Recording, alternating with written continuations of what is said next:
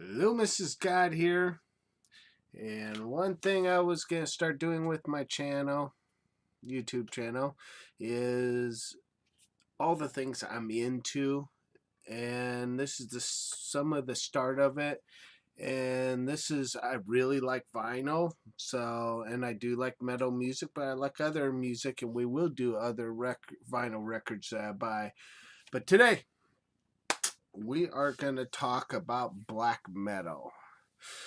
One of the main groups that got me into black metal is this group, Pantera. The lead singer, Phil Sarno, started talking about in the press about black metal bands. He was into a lot of the underground bands, and it was hard to listen to these bands. This was a time before Spotify and all these big companies were big. So I went to the record stores and found the CDs of these bands, and I would listen to them. Well, I wasn't gonna pay $100 for the original vinyl because I've gotten back into vinyl, and I wasn't gonna pay $100. But in 2017, Candlelight Music did a reissue.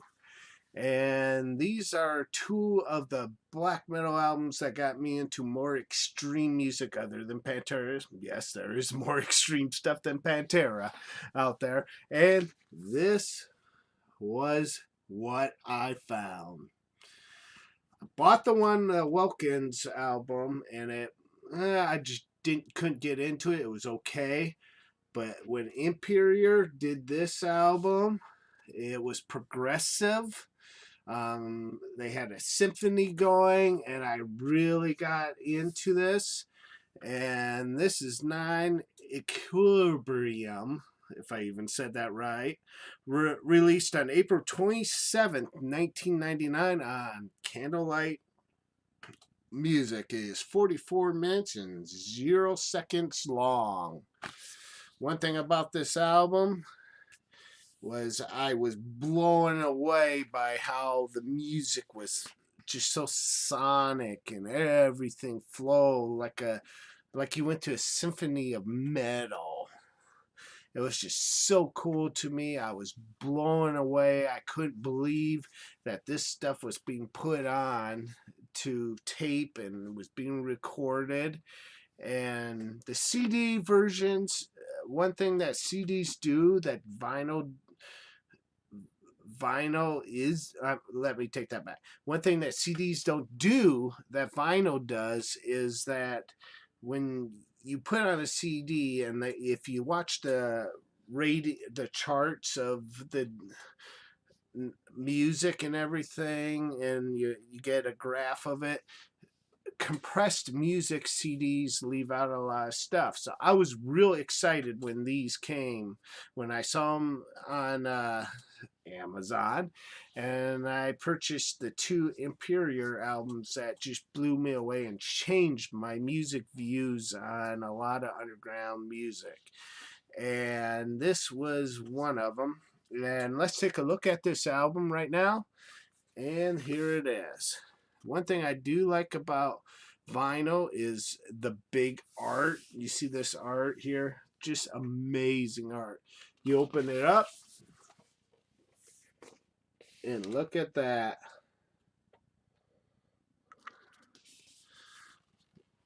And then you get the back of the band there.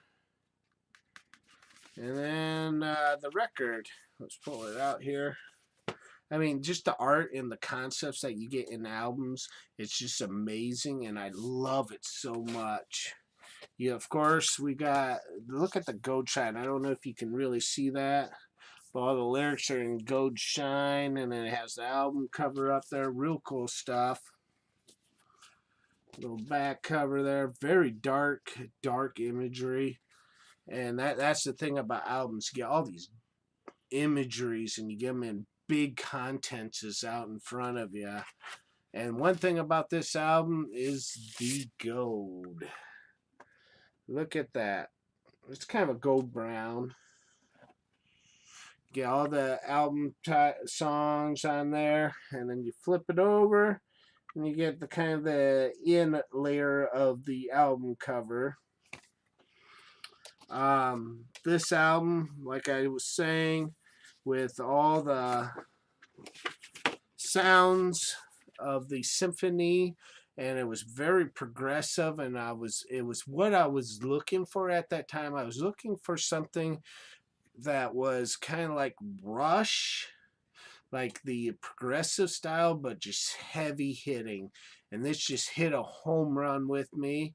And this is an album that changed me because I started searching out all this heavier music that was underground. And I mean, nowadays you can just go on Spotify and you can listen to this.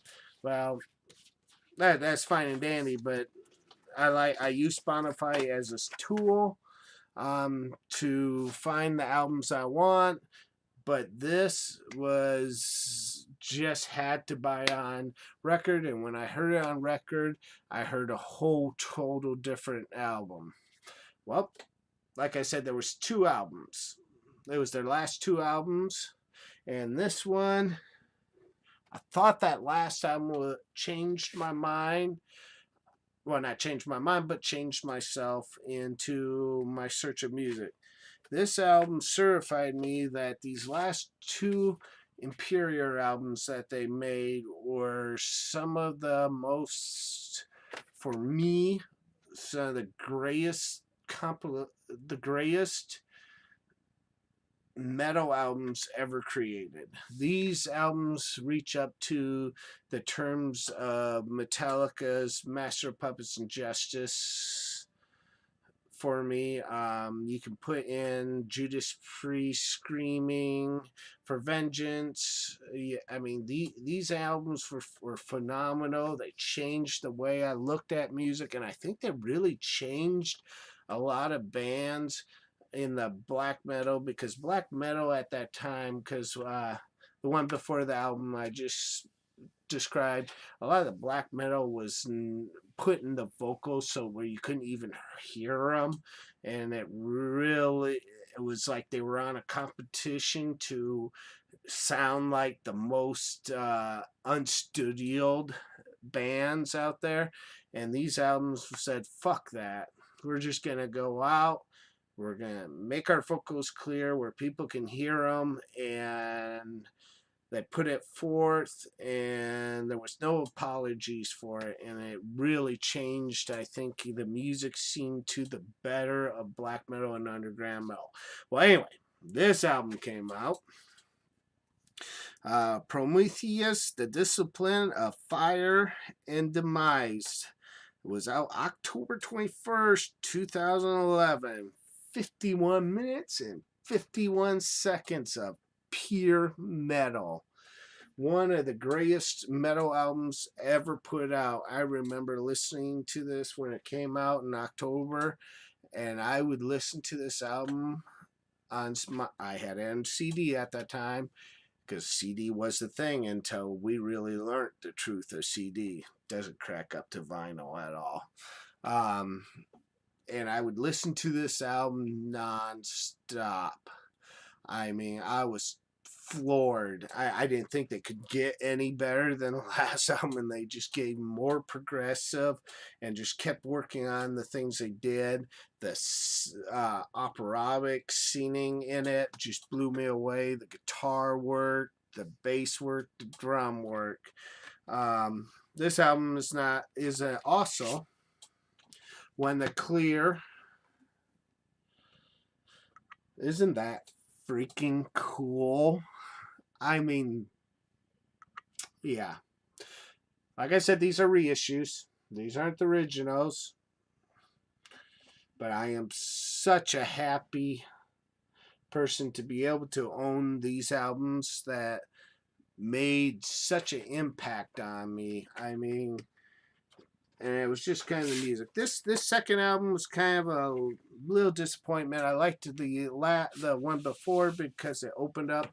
The music is not disappointment. The music is better on this one than the previous, but just some of the concept of opening album, like it's a double album, and seeing the inner work. It's not on this one, so we just get the song titles back.